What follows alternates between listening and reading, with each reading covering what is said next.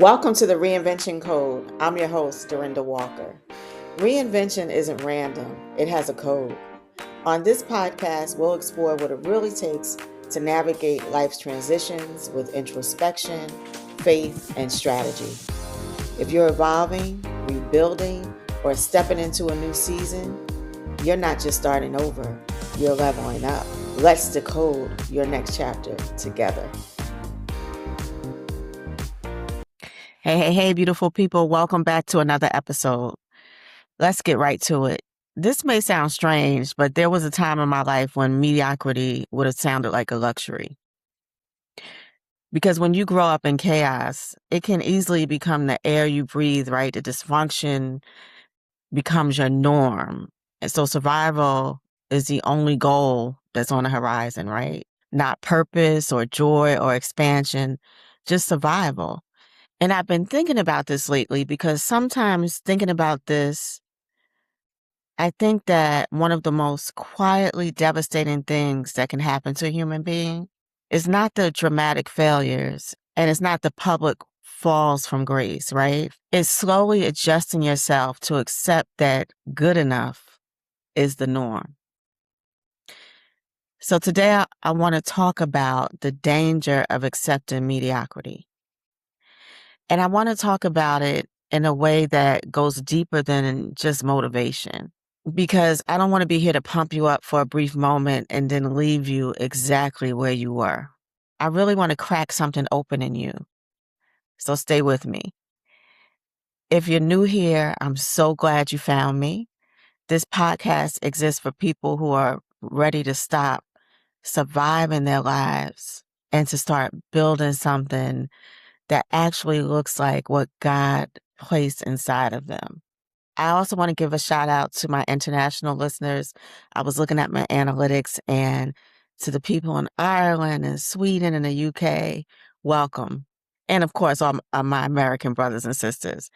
And if you've been here for a while, you know we don't do surface level conversations on this show, right? We go into the real things, the inherited beliefs, the identities we didn't choose, the patterns we keep repeating until we're willing to disrupt them. So you may ask, why is she telling all her business all the time? But here's what I know. If I own the narrative, no one else can script my story. I'm unapologetic, and I'm at a point in my life where other people's opinions don't bother me. If I can help just one person listening right now, then for me, it's worth it. And I also believe that that's what God has called me to do, right? He called me to do this work. So I'll ask you this. What's the point of living and then hiding your truth? Who are you really protecting? And what's the price of carrying those secrets? Let's talk about where mediocrity is born. I want you to think about something for a moment. Ask yourself, did I stop dreaming big? If so, when did I stop dreaming big?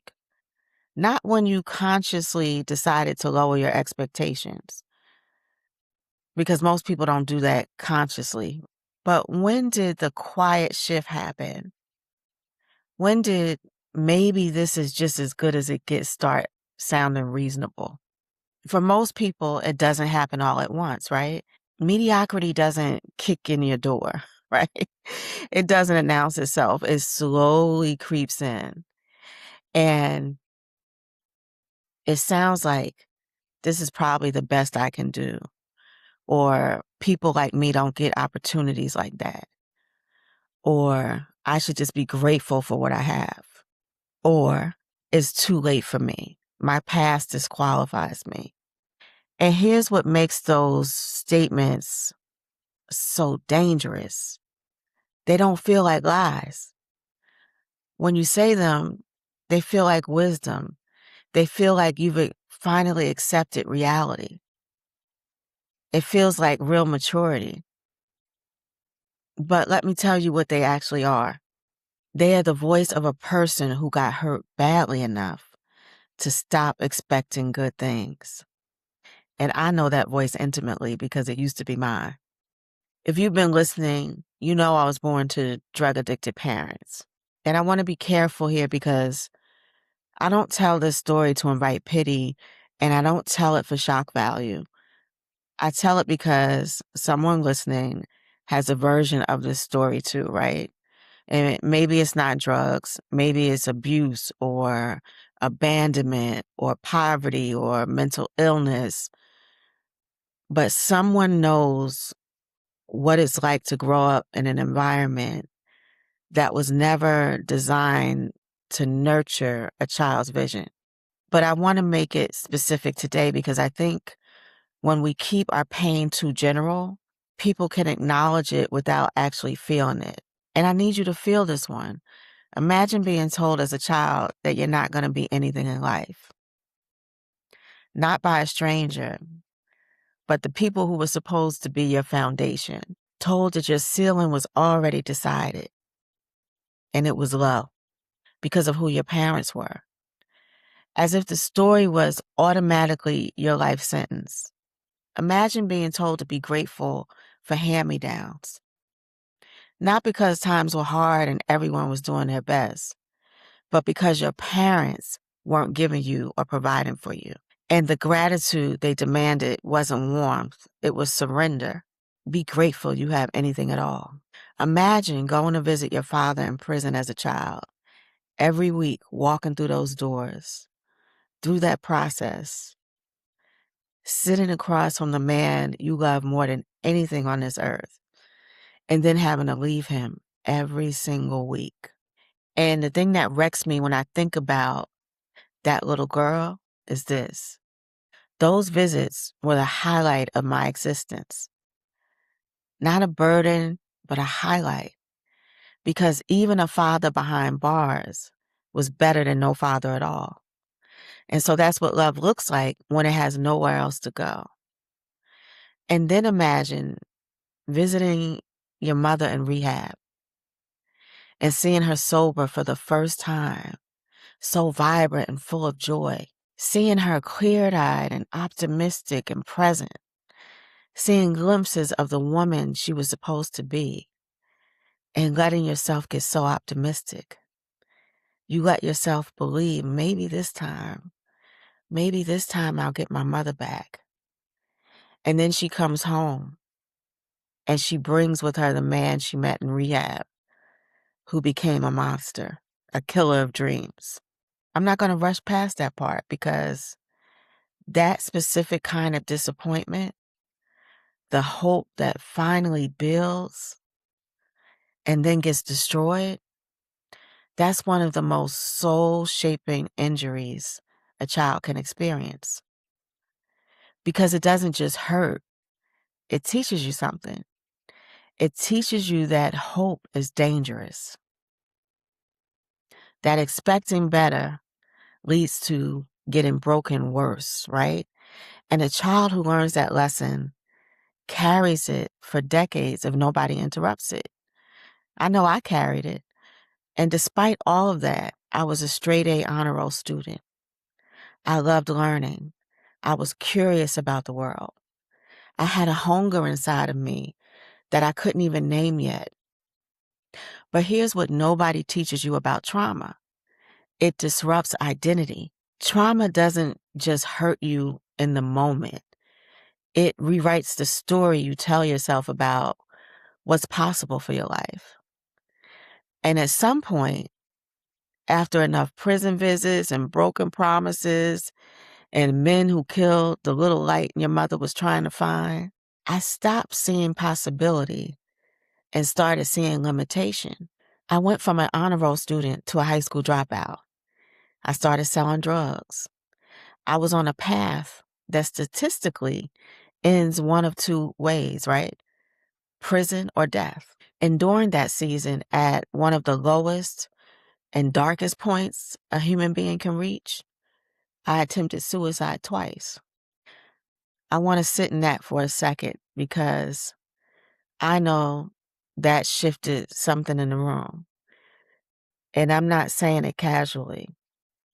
I attempted suicide twice, not because I didn't want to live, but because I could not see a future that felt worth surviving for. Because every time I reached for hope, something has snatched it back. And at some point, you stop reaching. And that is the most devastating thing that mediocrity can produce. Not a bad career, not a smaller paycheck, but a person who cannot imagine that their life has no right to expand. When pain becomes your environment long enough, dysfunction starts feeling normal. You stop imagining extraordinary things for yourself. You adapt fully to survival mode, and you forget, or maybe you never got to learn that you were also created to thrive. But here's where that story turns. God interrupted the story I had accepted about myself. Now, I know that for some people, conversations about angels and afterlife can feel abstract or even uncomfortable. And I understand that. And I'm not here to argue with anyone about theology. I can only tell you my truth. And at one of the lowest points in my life, God sent my great grandmother's angel to tell me he had a different plan and purpose for me. Now, whether people understand that or not, honestly doesn't matter to me anymore because I know what I experienced. And for the first time, I was willing to consider the possibility that maybe my life was not defined by my circumstances. That just maybe the beginning wasn't my boundary. But let me tell you something that is equally important because I don't want you to walk away thinking transformation is just a spiritual moment and then everything gets easy, right? Transformation didn't happen overnight. Faith didn't magically erase fear, and purpose did not instantly eliminate insecurity. I still had to confront the beliefs I had inherited. I had family members tell me I wouldn't be anything, that I would become just like my parents, that my life would amount to failure ultimately. And here's what people don't realize about those kind of words, especially when they come from the people who are supposed to love you the most. If you hear limitation long enough, it doesn't just hurt you, it becomes internalized. You start making decisions from the identity of someone who was already defeated. You self-sabotage, not because you want to fail, but because success feels like a foreign country, right? Where you don't speak the language. Every major transformation in my life began the moment I stopped agreeing with limitation. Not because I suddenly had certainty, not because I had a perfect plan, but because I became willing to believe there could be more for my life than what I had seen. I want to be real with you about what the reinvention journey looked like on the ground, because I think people hear transformation stories and imagine some beautiful linear art, like a caterpillar or a cocoon or a butterfly, clean and contained. But that wasn't my reality. I started at a Fortune 50 company as a temp, not an executive, not a director, but a temp. And I held that position with everything I had because I understood something that a lot of people miss at the beginning of their reinvention. You don't start where you're going. You start where you are. And eventually I rose through the ranks and helped build a business that generated more than $100 million in sales. Do you understand how surreal that number is for a woman who once believed she would not survive her own life? Then I left corporate America with no real plan. And let me be honest, that decision gave me both a sense of peace and a sense of terror. And I'm not going to stand here and tell you I walked out of that building full of confidence and clarity, because I walked out full of fear. But I also walked out knowing that sometimes God will make you uncomfortable on purpose, because your next chapter cannot be built inside your old identity. I then went on to co-found a company that generated over $11 million in revenue in 2 years. I became an executive producer.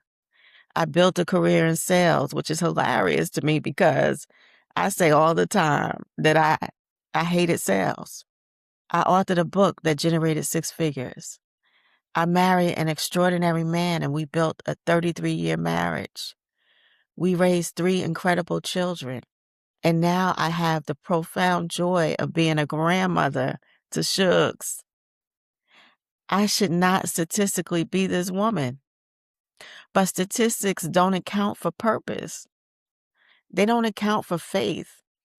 And they don't account for what becomes possible when you finally decide to stop agreeing with limitation. I want to shift gears now because this show is not just about personal healing. It's about leadership. And I believe that the way we lead others is always a direct reflection on how we've learned to lead ourselves. So here are the leadership lessons I want you to take from everything I shared today. Leadership lesson 1, the identity you lead determines the results you produce. This is perhaps the most overlooked principle in leadership development. We spend enormous time on strategy, systems, and skills, and very little time examining the identity from which a leader operates. If you're leading from a survival identity, scarcity thinking, fear of being exposed, constant self-protection, your team's going to feel it, even when your words say otherwise. Culture is downstream of identity always. The question I challenge every leader to sit with is this: am I leading from purpose or from my pain? Because both will produce results, but they produce very different kinds of results. Leadership lesson number 2, you cannot give what you haven't done the work to possess. This one is direct, and I make no apologies for it. You cannot lead people into healing you haven't pursued for yourself. You cannot call on your team to be courageous in conversations you aren't willing to have with yourself first. You cannot build a culture of accountability if you're still exempt from it. The most powerful leaders I know are not the ones with the most impressive titles or the longest list of credentials. They're the ones who have done the internal work, the ones who have had the courage to look at their inherited beliefs and ask, is this actually true? Or is this just what I was told? That level of self-awareness is not weakness. It is the foundation of extraordinary leadership. Leadership lesson 3, extraordinary leaders refuse to let their environment define the size of their vision. This one is personal for me for obvious reasons. I grew up in an environment that was telling me constantly that my ceiling was low. And one of the most important decisions I ever made before the companies, before the executive roles, before any of the external markers of success was deciding that I was not obligated to accept the vision my environment had for me. Great leaders do this for themselves, and then they do it for their teams. The most dangerous thing a leader can do is shrink the vision because the environment is hard. Hard environments are where the big visions are most needed. If you're leading right now through a difficult season, an organization in transition, or a team that's lost its morale, a mission that keeps getting harder to fund, I want to remind you, your job is not to manage the shrinkage. Your job is to hold the vision when everyone else has dropped it. History doesn't remember the leaders who maintain what was. It remembers the ones who protected what could be in times of uncertainty. I heard this analogy once and it stayed with me. Shrinkage management is an operational function. Vision holding is a spiritual one. Leadership lesson number 4. Reinvention is not a season, it's a discipline. I see leaders all the time who are willing to reinvent in crisis. When the bottom falls out, right? When the public pressure hits and then suddenly everyone becomes open to change. But what separates transformational leaders from reactive ones is the commitment to reinvention as an ongoing practice, not as a rescue plan. The willingness to say, who did I need to be last year and who do I need to become this year?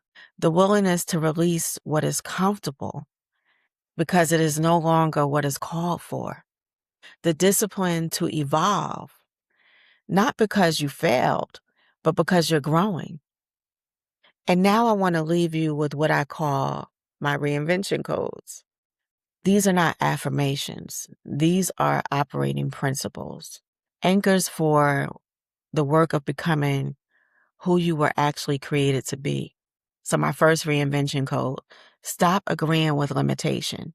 Every transformation in my life began the moment I stopped co-signing the story that someone else wrote about me.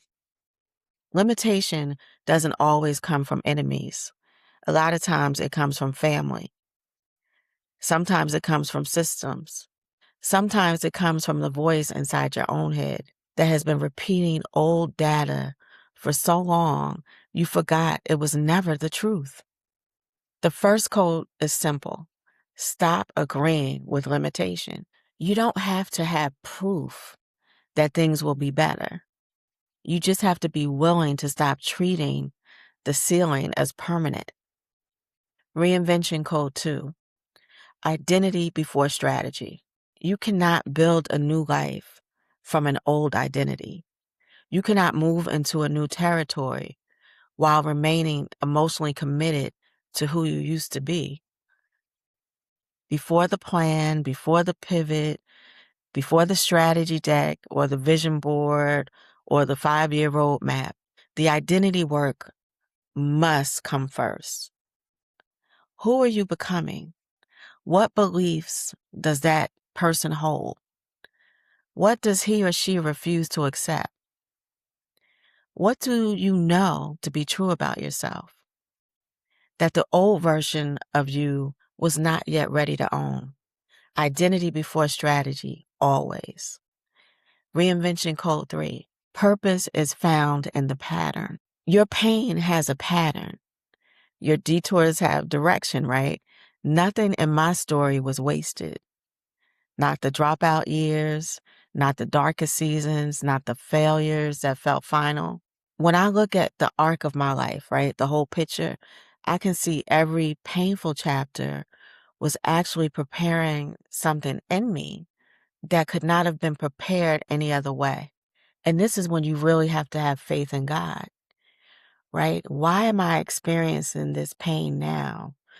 And what lesson am I supposed to learn from it? Because your purpose is often hiding in plain sight, inside of the very experiences you've been trying to outrun. Stop running from your story and start reading it. I'm going to say that again. Stop running from your story and start reading it, because that's when you'll gain a lot of clarity. Reinvention code 4.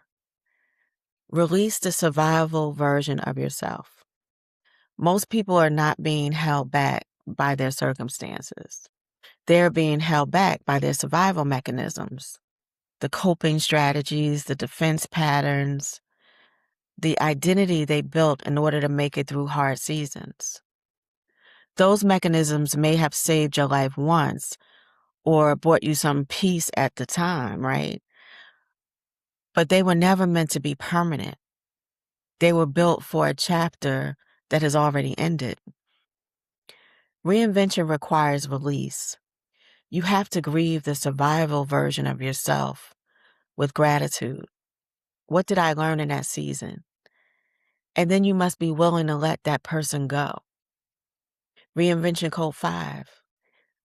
Lead from a healed place. This one is for every leader who's listening. Your greatest impact will not come from your most polished, protected self. It's going to come from the places that have been broken and restored. The places where you've done the hard work of healing and emerged with something to offer that can't be manufactured. Vulnerability is not weakness in leadership, and courage isn't the absence of fear. And the most powerful thing you can offer the people you lead is not perfection, it is transformation, the living evidence that change is possible, that reinvention is real, and that a person's beginning does not have to be their boundary. Lead from a healed place.